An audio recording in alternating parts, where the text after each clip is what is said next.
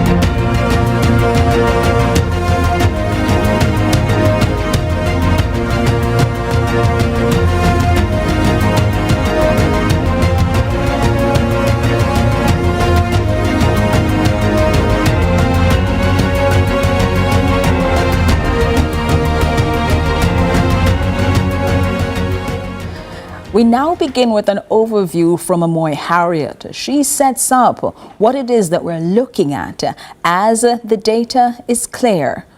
The adoption system is not just broken at the point of demand, it's broken at the point of delivery. Some might say Jamaica's adoption system is failing, not for lack of willing parents, but because of deep structural breakdowns across law, governance, and funding. That's the finding of a new report from the Caribbean Policy Research Institute, CAPRI, which warns that the country is paying a high developmental and financial price for delays that leave children waiting years for permanent homes. The CAPRI report, Home Advantage, reframes adoption not as a social service, but as a national development system. And when that system stalls, the losses are measurable. The clearest evidence is what Capri describes as a paradox. More than 150 Jamaicans have been approved to adopt, yet each year, only 10 to 20 adoptions are completed. Capri says that gap is the smoking gun, proof that the problem is not a lack of demand, but a systematic blockage somewhere between approval and placement. That blockage begins with outdated law. Now, Jamaica's main adoption legislation, which is the Children Adoption of Act, dates back to 1958. Capri's report says it no longer reflects modern family realities nor current scientific basic understanding of child development and permanency. As a result, children spend long periods in institutional care, often during the most critical years of their lives. For children under 3, the report highlights a stark developmental risk. Every 3 months spent in residential care is associated with roughly 1 month of developmental delay. So in other words, the longer a child waits, the further behind they fall, socially, emotionally, and cognitively. Capri points to fragmented governance as another major obstacle. Now, responsibility for adoption cases is spread across the Child Protection and Family Services Agency, CPFSA, line ministries, and the courts. No single authority controls the full process. The result sometimes looks like delays, duplicated steps, missing files, and cases that stagnate for years. And while children wait, the state continues to pay. The report calls it a false economy. Long-term residential care costs the government more than placing children in permanent families and delivers worse outcomes. Yet, Capri identifies a critical imbalance in how resources are allocated. The state continues to fund long-term institutional care while underfunding the front-end clearance processes, the investigations, assessments, and legal steps needed to move children into adoptive homes. That discrepancy, the report argues, is the system's clearest failure point. Now, Capri warns that unless adoption is treated as a development priority, supported by modern law, clear governance, and properly targeted funding, Jamaica will continue to lose time, money, and human potential. For children, the cost of waiting is not abstract. It's permanent. It's back to you, Jody.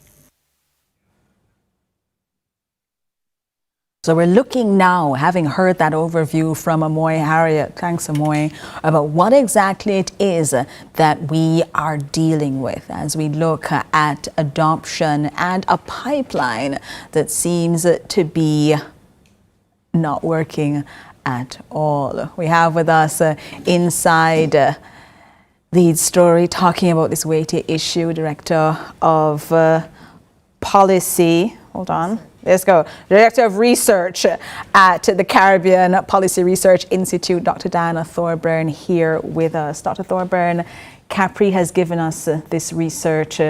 Many Jamaicans feel relieved but also shocked by the outcome. Having done the work on this, your research shows that many children find safety and stability outside of the formal adoption system. What does that say about the system itself? Well, I think that Amoy's summary really captured very well what the report was trying to convey, which is that, as you said, the pipeline, it's not even broken, it just doesn't even flow. People are usually very surprised to hear that only about 20 children a year, sometimes fewer, are adopted. This is by non-kin families, not talking about intra-family adoptions. And the research makes it very clear. Family members are going for their family members. That's about 200. You're not concerned in this research about that at all. Those kinds of adoptions can take 3 months. Those are paperwork adoptions, essentially. They're formalizing existing family arrangements. They're families who are reuniting after some kind of a loss, migration, etc. So this situation then with persons, 150 of them who are cleared to be adopters, 4,000 children in state care, and only 20 or fewer, as you said, adopted each year. What does that tell us about the system itself? It says many things. I think the first thing it says is that we don't prioritize children enough as a country in terms of when we're choosing what we focus on for policies. I think we've seen in Jamaica now that when we want something, we get it. When we wanted to lower the murder rate, we got it. When we wanted to fix our economy, we fixed it. We didn't quite separate from the monarchy, but we tried, put a lot of resources into that. What it really tells us is that we're not putting enough resources into children and into families, especially for families, because our broken adoption system isn't only hurting the children in care, it's also hurting families who want a child. It's a little bit under 150 now. They have managed to bring it down a bit. Also, people have dropped off the list. But there's so many other problems in addition to the problem of children needing families that adoption can and should be solving. but it's not a priority, and there's still far too much emphasis on adoption as a last resort instead of as a primary permanency option. Because it's so important for persons to be in loving families, that's something that we saw in the Capri report. We're speaking now with Nikki Bent, a Jamaican who was informally adopted here in Jamaica. She got those loving arms. Nikki, thanks so much for joining us inside Lead Story. Thank you for having me. Nikki, how'd you come to live with the family that ended up raising you? So I was informally adopted by my grand aunt.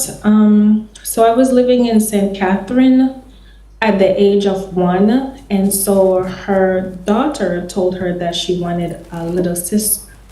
And at the time my grandmother died, my mom, she migrated, and my dad, he also migrated. So I wasn't in the care of any adult that, that they would say was responsible at the time. So that's why they came from Kingston. They got me in St. Catherine. Was there anything formal that happened in this process? Was it ever made formal through the state, or is it just a case of love stepping in where the system didn't? So I believe that she tried to, because to get into school and even to travel, at the time, I remember them leaving the country and wanting to take me along, but could not, because it was almost impossible to go through the system as far as documentation was concerned, because neither one of my parents were on the island, and the avenues at the time, they were very sparse. This is something that for many Jamaicans, they're accustomed to. The Capri report says it's not a shortage of loving Jamaicans that has led us to this situation where children who are in state care don't get adopted. You were in loving arms and in a loving home, we understand. What did that mean for you growing up in that community with that sense of family? So what that meant for me, it meant stability, it meant structure, and it also meant love. It gave me a chance to thrive and to flourish. And Nikki, given that stability, given that structure, given that love, when you think about children who grew up in state care, who didn't have the kind of support that you had, the kind of love that you had, what do you wish the system would do differently for those children, for them to have what you had, which is a loving home? So I wish, as you referred to it as the system. I would say that it's more so a governmental issue. But I'll use the word system. I wish that the system would realize that these children, they need loving homes just like everyone else. They need people to take care of them. They need a lot of these children, they have so many different talents. Because of not growing up in a loving home, many people, they suffer from mental health issues because of abandonment, because of depression. There are so many things that we see in society, and we're not linking it back to the fact that this started from early childhood. It started from not coming up in a proper home. So I wish that the government would consider that a lot of the failures that is happening around Jamaica right now can possibly be linked because of the system and because people don't have proper homes. And there are many loving families that are willing to take in these children, but the process is difficult. Nikki Bent, a Jamaican who was informally adopted, thank you so much for joining us inside Lead Story, and thanks for providing us family pictures as well so that we could see the story of your life as you share with us what it meant for you to have a stable home. We'll take a break inside Lead Story and come back here on CVM Television.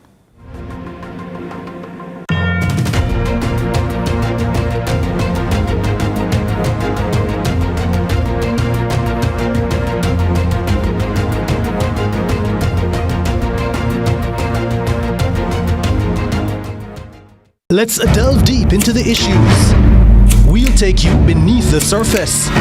Greetings and salutations. My name is Orvin Higgins and it's another edition of Fan Central. Talking to the people at the heart of the top sporting stories. Hear from your favorite sportsmen and women and the administrators who work tirelessly to make it all happen. It's live sports talk. I've written an entire article. Yeah. Looking at all the major issues every Tuesday at 9 p.m. It's Fan Central.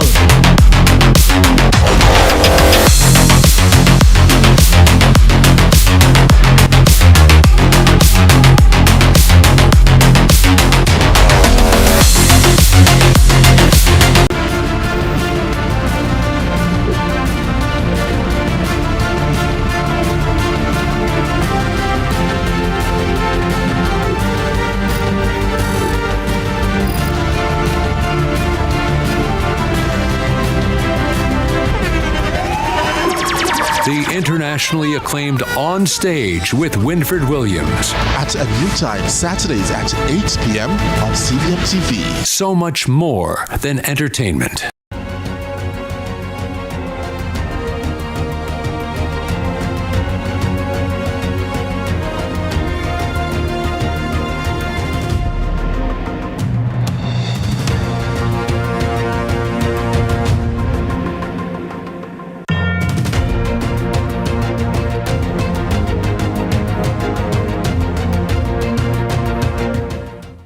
We're back with our guests, Dr. Diana Thorburn, Director of Research at the Caribbean Policy Research Institute, and Ricardo Sancroft now joins us, child law expert and attorney at law. All right, this is certainly a conversation that, having heard Nikki a moment ago, helps us better understand why it's so important for children to have loving homes and what it means. That's something that your research, Dr. Thorburn, touched on as well, what that stability means for children, even if they came out of difficult circumstances to be moved into state care, what adoption into a loving home can do for them.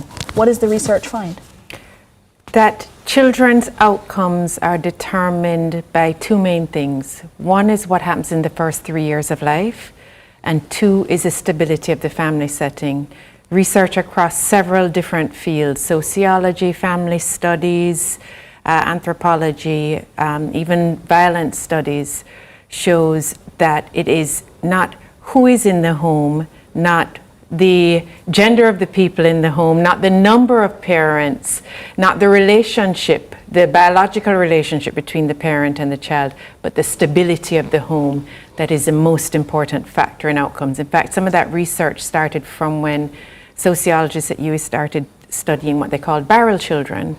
And the phenomenon of children whose parents would go to the United States to what had happened to Nikki. So they'd go to another foreign country and they'd send goods back home to their children, but weren't there for their day-to-day upbringing. And what that research found, and we're talking about research from 30 years ago, found that the outcomes were determined on the stability and certainty of the home in which the child was left behind. So it didn't matter the material things that the absent parent were sending back. It didn't matter whether they were with a relative or a non-relative. It was the continuity of care and, of course, the quality of care as well, but most importantly, the continuity of care. So what that tells us is for children who are, for whatever reason, unable to be with their parents, and there's many, many reasons. Most of them are sad reasons. No child is in a situation where they might be adopted because of a happy reason. We have to be very clear about that. Adoption starts with loss.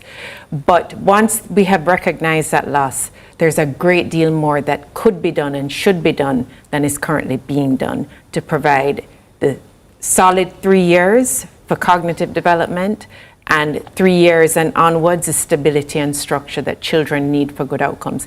Even more than education, a stable family is important. Before I pull in Ricardo Sancroft, let me pull you on that because you have spoken about there needing to be a system of getting children now to that stable home.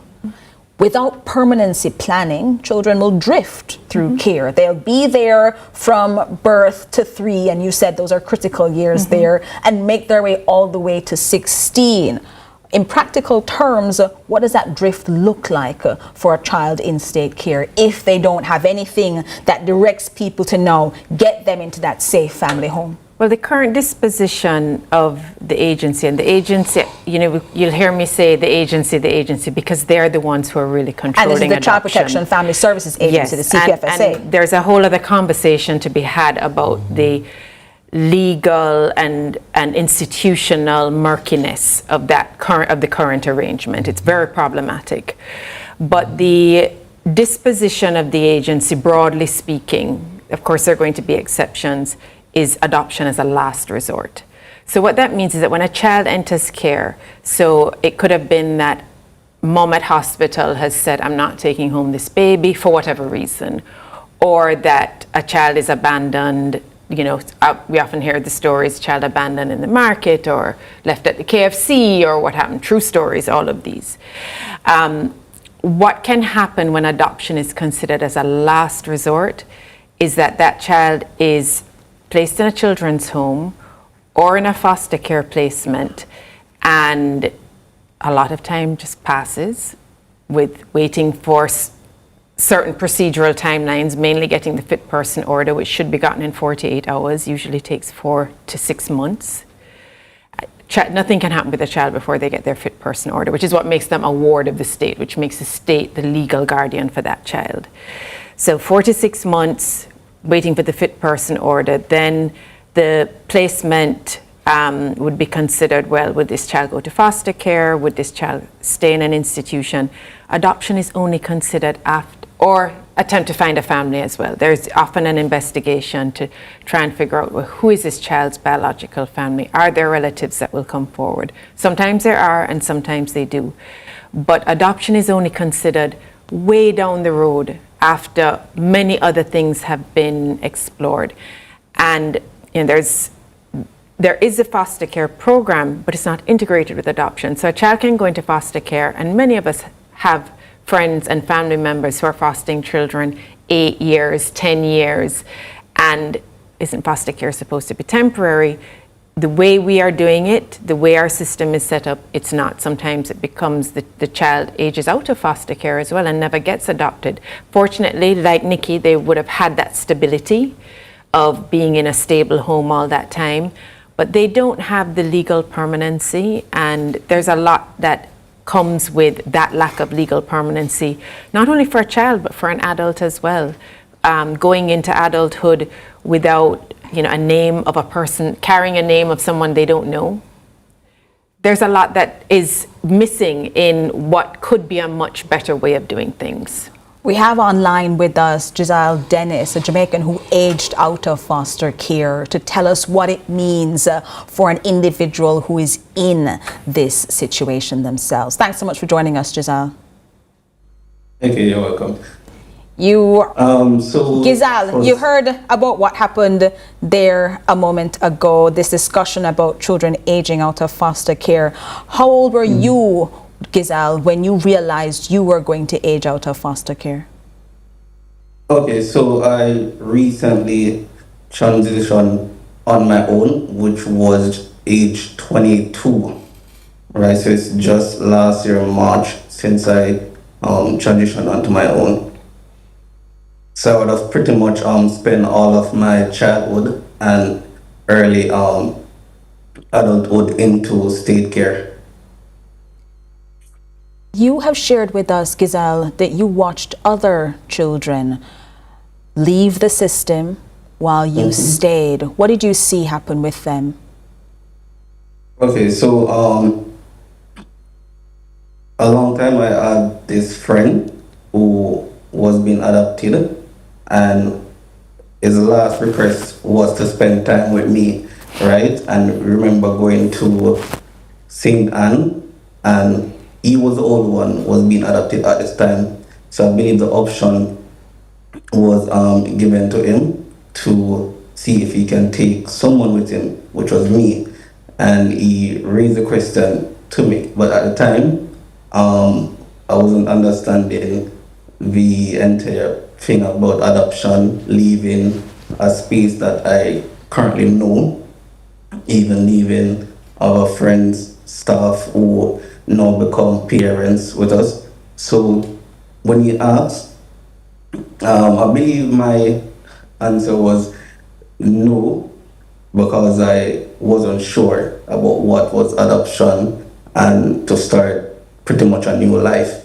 But I wasn't understanding pretty much what was going on. So to see him move from the state care that we were in, and I believe he would have migrated. We still keep close connection, but for me, I would say lack of knowledge and understanding was a thing back then for me, why I would have still in state care. Giselle, you are now an adult watching a situation where the Caribbean Policy Research Institute has shared that there are more than 4,000 children who are in state care, 150 people who want to adopt them, but only 10 to 20 children each year who are now able to go through that adoption process. What does that mean to you to hear those numbers? Okay, so it's alarming, right? Because I do know a lot of children would have want to remove themselves from out of state care and integrate into a family settings where there is a mom, a dad, and siblings, and even with that settings, right, you will feel a bit of I will say important, right? Because you will now have someone by your side teaching you the fundamentals of love. Because most of us in state care, we can say we didn't get the fundamentals, especially someone like me who would have in it from a tender age, maybe around 3 or 4. It's a long time, right? So we can definitely say we're missing out on a lot of stuff where family is concerned. Giselle, when did you realize that the system was done with you? Because you would have been in state care from young age. You'd have left now as an adult. But when did you realize that you had to figure it out after state care on your own without a family? I will definitely say it wasn't tough, because at a tender age, around 17, 18, I knew what reality was.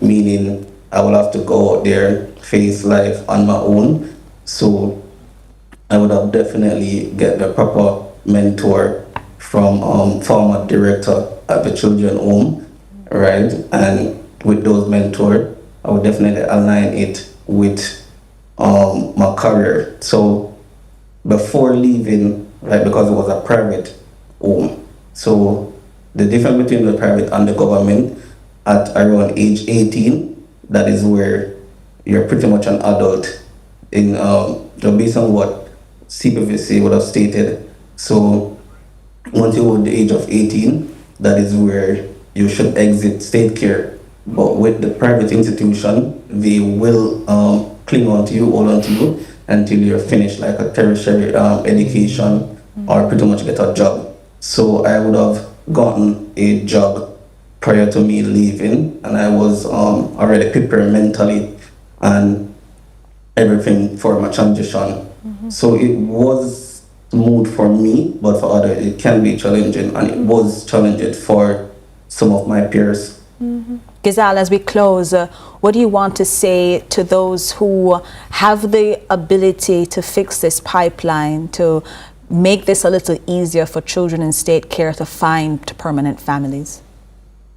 Okay, so what I will say is see if they can lessen the months that it takes to process someone out of state care. I understand that CPVC will have to run security checks on the interested persons who want to do the adoption, but it can be quicker, right? Get more investigation on the case, so that way this person can integrate from the children home into a family settings. Giselle Dennis, a Jamaican who aged out of state care and someone who has been brave enough to share his experience with us tonight. Thank you so very much for joining us inside Lead's Story. We're going to take a quick break and come back because we have attorney at law Ricardo Scancroft on with us, and I need to find out from him, given what we know now, with some changes that are being requested from the Caribbean Policy Research Institute and other advocates, would Gazal's story have been different? We'll find out next inside Lead Story.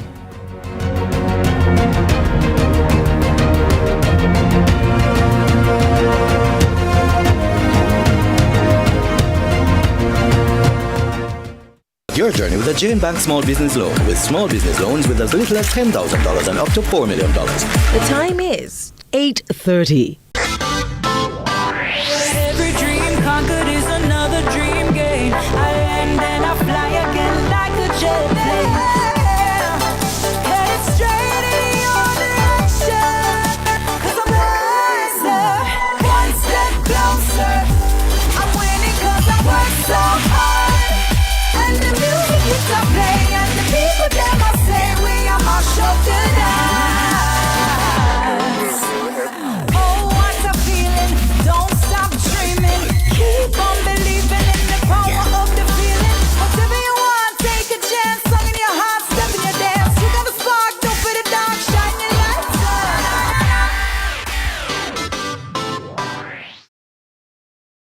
on. Tune in to Lead Story. Weekdays at 6 p.m. Hosted by Jody Ann Quarry. Brought to you by Horizon, a new loan product from Access Financial Services.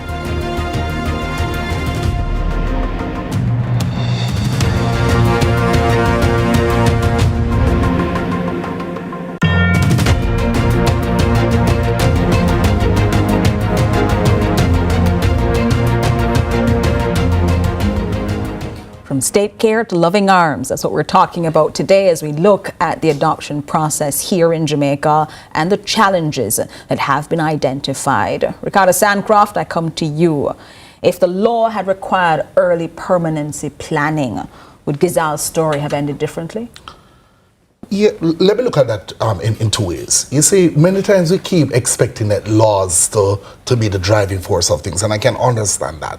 But if the policy had been different and it calls for a change in mindset, then it would definitely be different, because you see, the law is guided by the policy. And the policy is stuck in 1958, 4 years before we got independence, and it's stuck in England. And England has come out of institutional care, and we're still stuck there. So I would say that it really calls for a change in policy which will drive the law.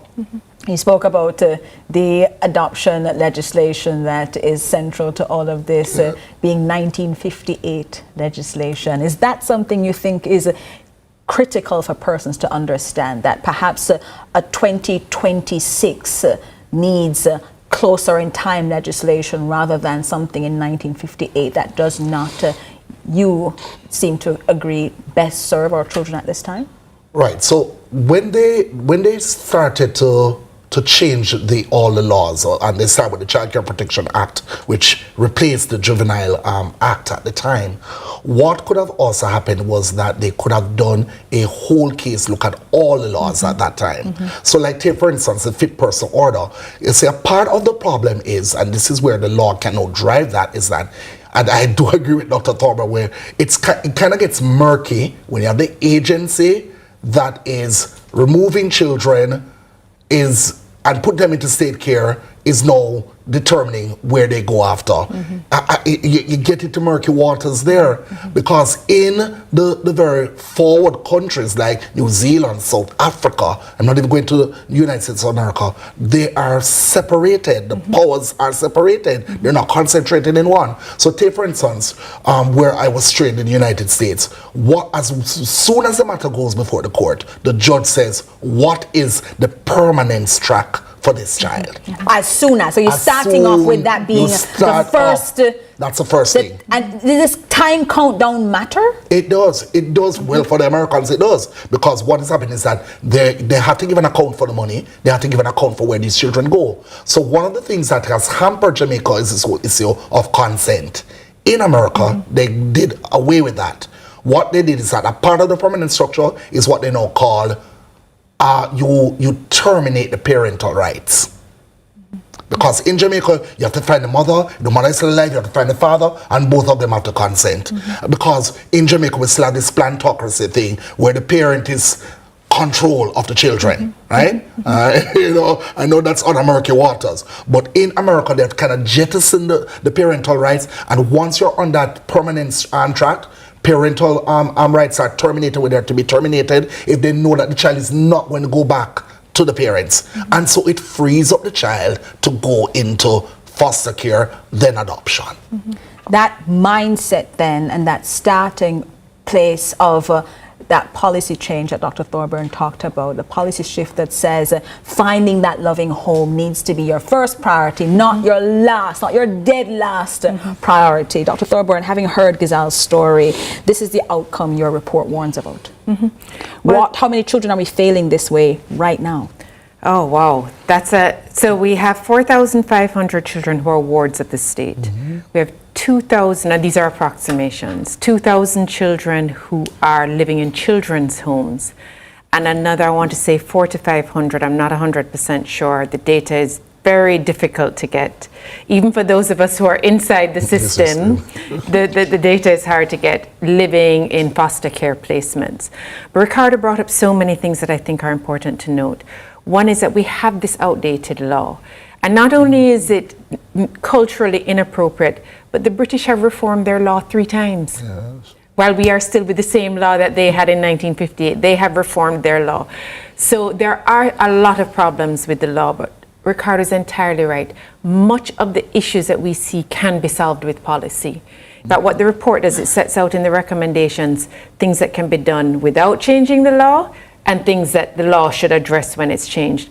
Because one of the things about the law, it actually gives the portfolio minister a great deal of leverage and scope to change things and do things without even needing to go to cabinet. And whose ministry would that fall under? Right now it's the Ministry of Education. But even that, to say what ministry it falls under, another of the weaknesses, and Ricardo also spoke to it, is the institutional weakness of child protection broadly. The several agencies, many of them overburdened, understaffed, under capacity, doing things that they're not supposed to be doing, that are not able to focus on what they're doing because there simply isn't the capacity to do all the things that are needed. So you have the agency, and I don't want it to sound like I'm beating up on the CPFSA. I don't want it to sound like I'm beating up on children's homes. Gizelle spoke so highly of the children's home that he was in. Most of the people in the system are doing the very best with what they have. The problem is we don't have enough. We have far too little. Dr. Dana Morris-Dixon, Minister of Education, a line ministry under which you spoke, had to respond now, not only to the report, but the discussions around adoption that had come up. And she said, we have to work on our adoption law. The process has to become much simpler and it needs to be quicker. But you just said the line minister has a lot of power and responsibility to be able to make changes. How does that square with the minister herself speaking about this in a way that seems to say someone else instead of Dr. Morris-Dixon can make these changes? So it's simple and it's not simple. There is, it's interesting what you called your program. You called it From State Care to Loving Arms. And in 2022, the then Minister with Portfolio Responsibility for Children, Robert Nesta Morgan, initiated a policy called From Cradle to Loving Arms. And it was for children from age 0 to 3 to get the parents, the approved parents on the waiting list, reclassified as foster parents so that they could receive the child as a baby and look after the child as a foster placement while all the investigations, which can literally take years, are being done. And part of the reason it takes years is because of lack of capacity and not enough staff. That very basic problem there. And we have some adoption statistics that we can share as well as you're talking to us about this. Yes. That initiative never got off the ground. It never got any traction. It was approved by Cabinet. It was a plan to solve many of the things we are talking about right now, many of the things the report does, but it didn't get the traction within the agency. There weren't increases in resources. There wasn't any initiative towards change management within the agency, addressing the very deeply rooted belief systems of social workers. Some of the things Ricardo was talking about, this, for some of us, believe too much emphasis placed on parental rights as opposed to children's rights. You know, when we're talking about the best interest of the child, is it in the best interest of the child for them to spend a year and a half and scarce resources looking for a birth father who they only know by a nickname while the child is in a children's home? That is a concern for adults' rights, not for children's rights. And those are then some of the things that allow for the process to go on and on, something that Ricardo Sandcroft has spoken of. Help us understand who then specifically has the power to change this, Ricardo, and what's stopping them from doing it? Because the CPFSA, the ministry, the children's homes, the foster homes, we have all sorts of people, all sorts of players. You have overburdened social workers who are doing their very best, but the policy and the system in which they work is one that prioritizes these parental rights. So when we look at changing this, because real people are impacted, Giselle is a real person, Nikki is a real person, what do we do to make sure that we have the best outcomes for them? Well, you're going to hear my bias, and I'm going to say it is really a joint up effort. However, as I stated, in the United States, in South Africa, it's driven by the court. Once the matter comes before the court, they say, what's the permanent structure for this child? The best interest of the child is to be in a home, be in an environment. And as you heard Diana speaking about before, we need people who understand that it's not just about legality, it's about emotional, it's about other things. So I think that the whole structure, including the family court, needs to have a paradigm shift so that when it comes before the judge, just takes control of that case and says, look, and we have to have courts that deal specifically with these things. Specialized courts, because that is what the system is in these places. You have specialized courts, judges who are trained to deal with these things. So you're not having a judge picking up things and saying, or what do I do here, whatever. They really understand that the best interest of the child is that, what is that risk here? And we have to include terminating parental rights. There's some people who will just never get back their children. That's just her. But there are other parents who are waiting in the wings to take them out. So that, I hear what Dr. is saying, but it's not about fixing the adoption laws. It's really about fixing the system. And it can be done with simple policies and adhering to the policies. The policies and adhering to the policies. Ricardo Sandcroft making it very clear there that putting the policies in place isn't enough. Changing the law isn't enough. It is actually using the things that we have in place to make sure that our children are and remain safe. We'll take a break inside Lead Story as we continue to look at what is going on with the adoption process here in Jamaica. From state care to loving arms, we want to look at how we can fix the adoption pipeline. Stay with us.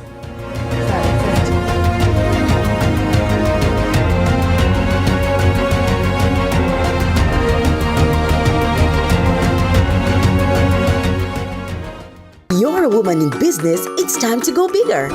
Your ambition is calling, and Horizon for Women in Business is answering. Horizon, a new loan product from Access Financial Services designed for women entrepreneurs to unlock the capital you need to grow and take your business beyond limits. With quick approval, flexible repayment, and low interest rates, your success is on the horizon.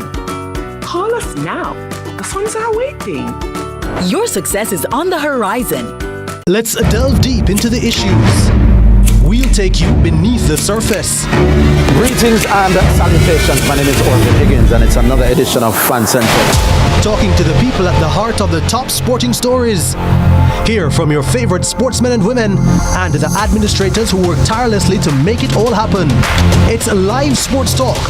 I've written an entire article. Yes. Looking at all the major issues every Tuesday at 9 p.m. It's Fan Central.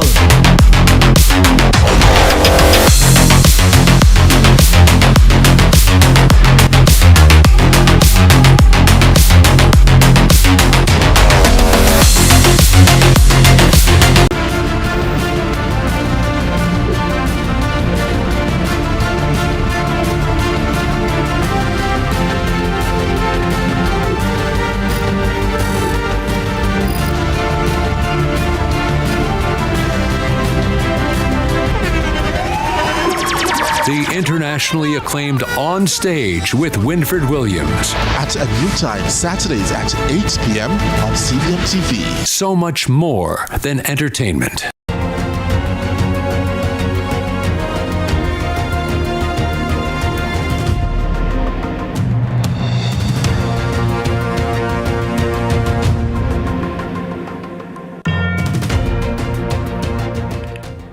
We're talking about a sad topic today, but we can make it happier. How to move from state care to loving arms by fixing the adoption pipeline. That's what we're looking at today inside Lead Story. And we have a graphic here about how childhood does not pause. With newborns relinquished at birth, there's a 2-year average wait for adoptive placement, with older children waiting longer, many spending their entire childhood in residential care, as we saw there in the story by Gizal. Dr. Thorburn, when you hear this information that children, newborns relinquished at birth, wait for 2 years, what first comes to your mind?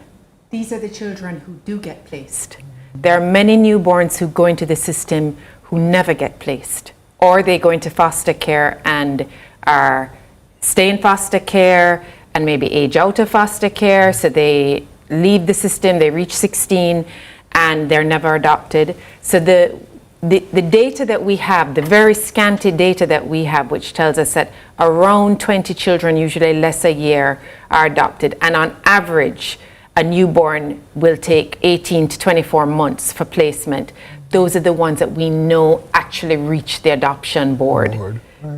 We have no idea how many more. We suspect, those of us who have been working on this for a long time are very certain that there are very many more. Because if you have 2,000 children in children's homes, you'll often hear it said, oh, they're not all available. Obviously they're not all available, but it can't be that only 20 of them are available. Yeah.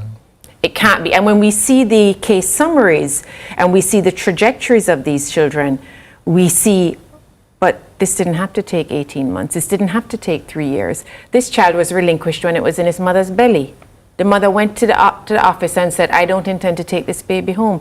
And they're 18 months old and being placed with somebody who was on the list from 4 years before that. So the waiting approved parents are at home while the child is in the institution. They're waiting for each other. And this is something, Ricardo Sancroft, I can't imagine you'd be pleased to hear either, especially from a legal perspective, and knowing as well that you have some ability to help us appreciate what happens inside CPFSA as well. Why are we at this place now where these children have homes that they could be going to and they're not going there? Well, it's going to take a paradigm shift. Mm-hmm. It definitely has to take a paradigm shift.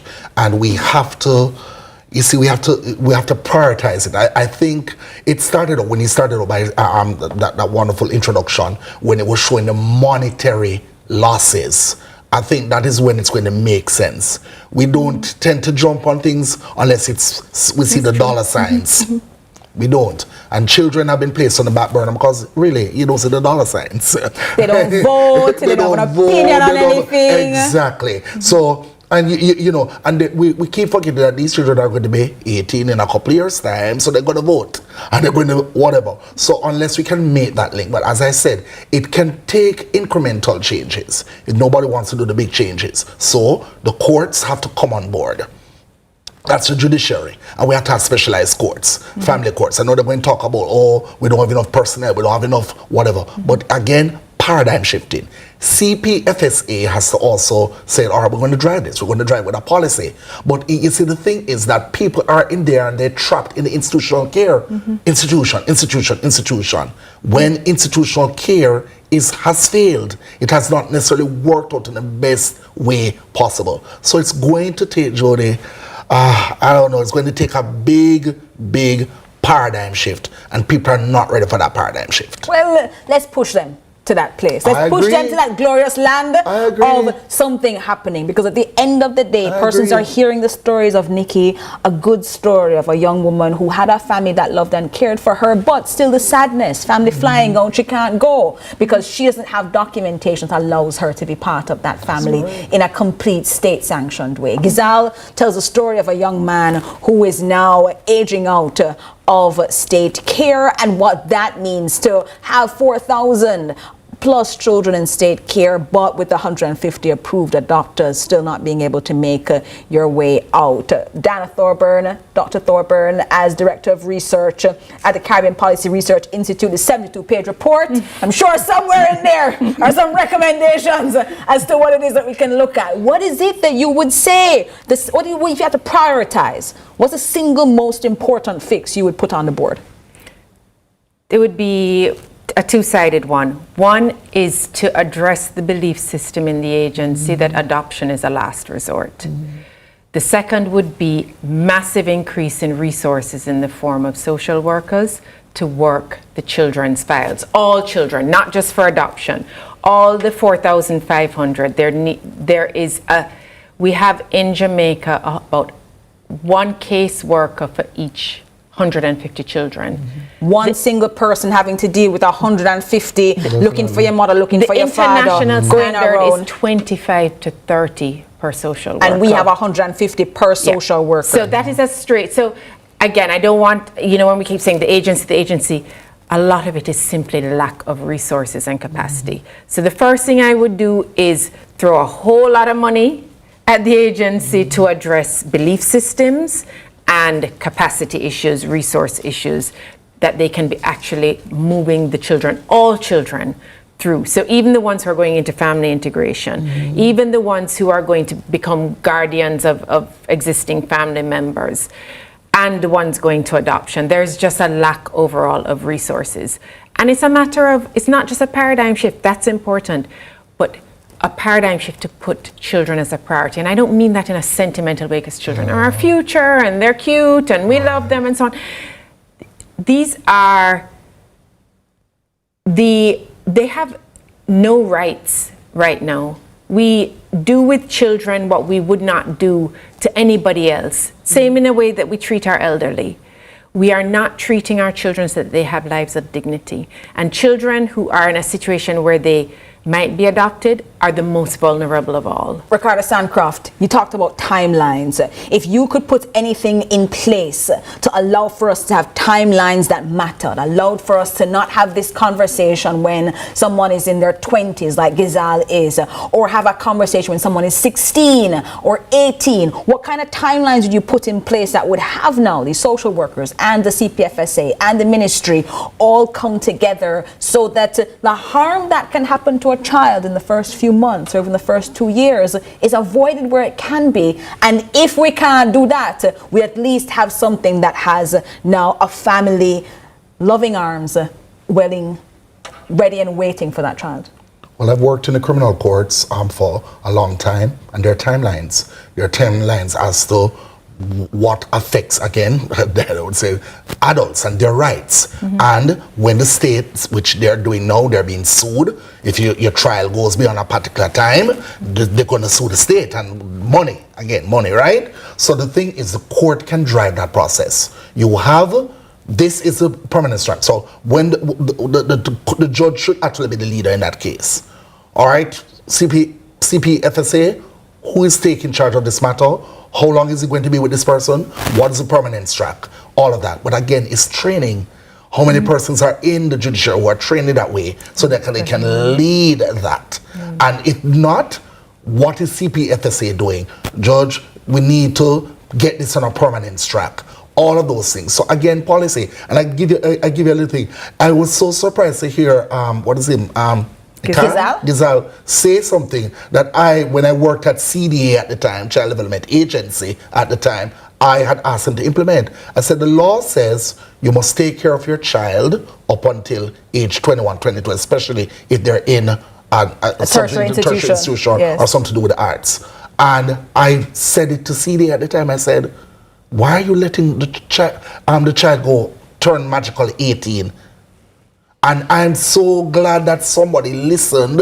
You know, he said that even though the law says 18, I'm so glad that somebody listened, because I'm saying 18 you don't turn your child out. So, I mean, in Jamaica, we certainly don't. We don't turn our child out at age 18. Mm-hmm. No, we give them an extended. So even that is the case. We also need to look at whether we should also put the age up to have adoption to a certain age, 21, mm-hmm. 22, mm-hmm. so that people don't age out. Mm-hmm. They can be adopted. And I think that's so important, putting that in context in such an incredibly sensitive topic mm-hmm. like this one tonight, because tonight you heard what love can do and what systemic delay can destroy. Mm-hmm. Childhood does not wait for files to move. And when the state delays, the cost is paid in human lives. That, at the end of all of this, is the story. Thanks so much, Dr. Diana Thorburn. Thank you so much, Ricardo Sandcroft. Thank you to Gizal and Nikki for joining us inside the show, making sure that we understood the human cost of the delay, but also the human cost and benefit of loving arms. I'm Jody Ann Quarry, and on behalf of the entire CVM production team, thank you for watching Lead Story Prime. Have a fantastic evening, and I hope you stay safe. Up next, Fan Central.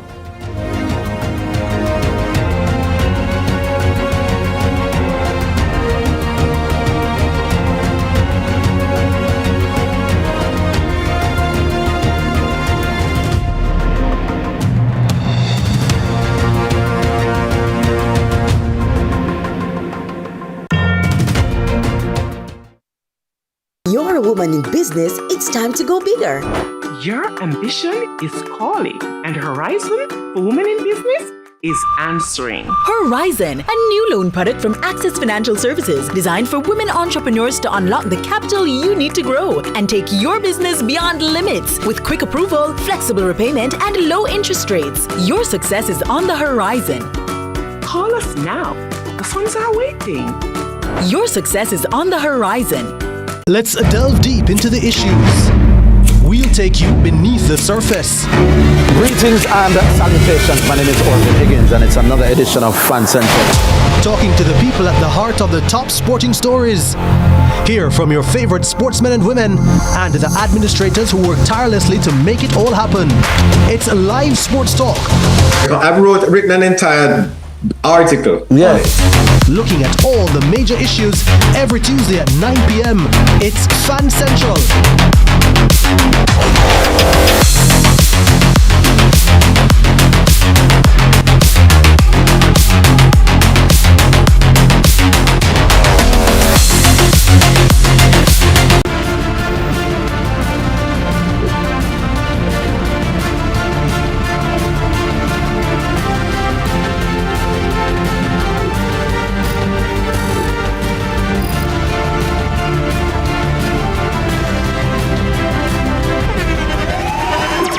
The internationally acclaimed On Stage with Winfred Williams. At a new time, Saturdays at 8 p.m. on CVM TV. So much more than entertainment.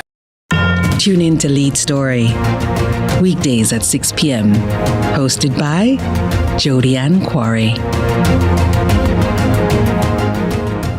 Brought to you by Horizon, a new loan product from Access Financial Services. Every dream conquered is another dream gained. I land and I fly again like a jet plane. Headed straight in your direction, 'cause I'm wiser, one step closer. I'm winning 'cause I work so hard.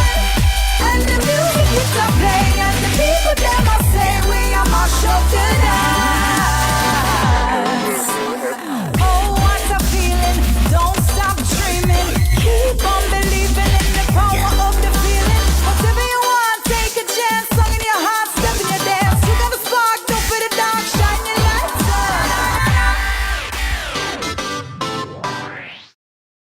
Let's delve deep into the issues. We'll take you beneath the surface. Greetings and salutations. My name is Orvin Higgins, and it's another edition of Fan Central. Talking to the people at the heart of the top sporting stories.